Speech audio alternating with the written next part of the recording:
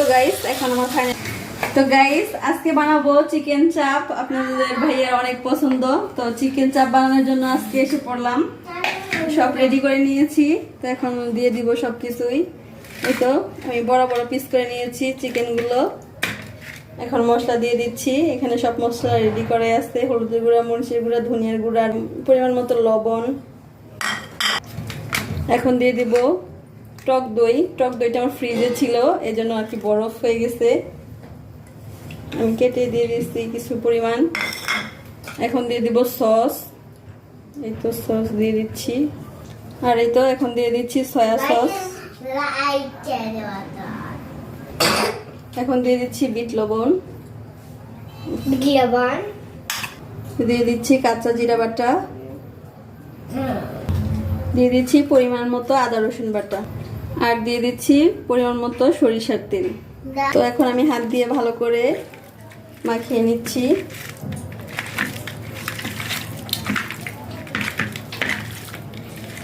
এই চিকেন চাপটা আপনাদের ভাইয়া অনেক পছন্দ করে, তো ভাবলাম যে আজকে বাসায় বানাবো।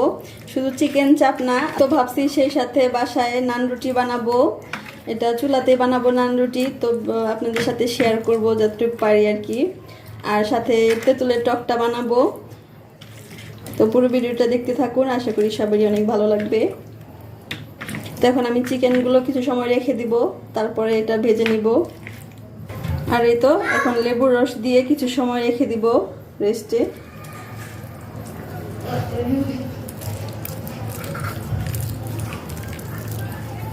এখন আমি চিকেনগুলো ভেজে নিব।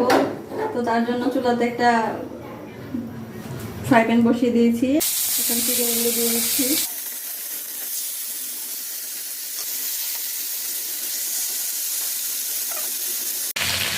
আর এই তো গাইস এখন আমার চিকেনগুলো ভাজা হয়ে গেছে, আর আমি সবগুলো উঠিয়ে নিচ্ছি।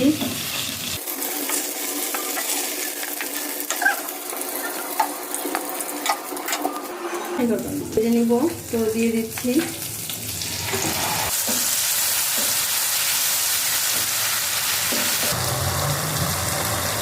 এই তো মশলাটা কষানো হয়ে গেছে, এখন আমি নামিয়ে রাখছি।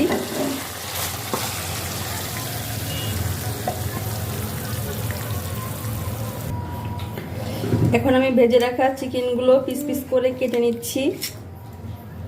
ছোট ছোট করে অবশ্য পিস করব।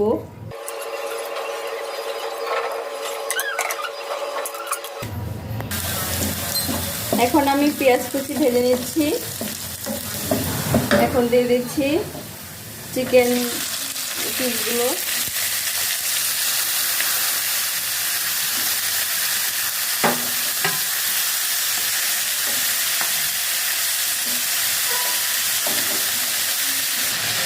দিয়ে দিচ্ছি ভেজে রাখা মশলাগুলো। এখন দিয়ে দিব টমেটো সস। এখন মশলার সাথে চিকেনের পিসগুলো মিশিয়ে নিচ্ছি।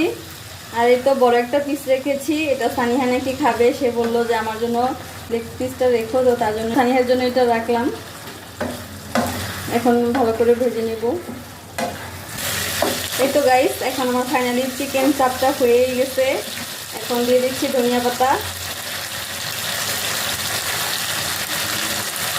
দেখতে কিন্তু অনেক সুন্দর লাগছে।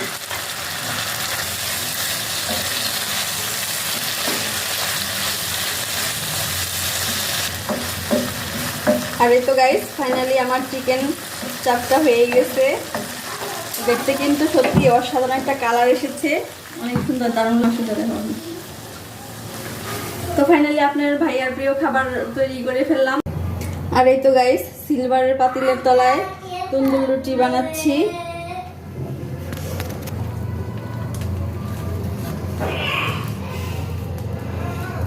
তো এই তো আমার তন্দুর রুটিগুলো বানানো হয়ে গেছে, আর কি সুন্দর ফুলকো হয়েছে।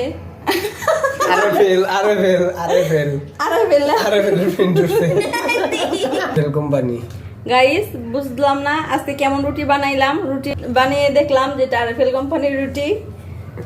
তো গাইস ফাইনালি কিন্তু আমার রান্নাটা শেষ। আর এই তো চিকেন চাপ রান্নাটা হয়েছে এখানে।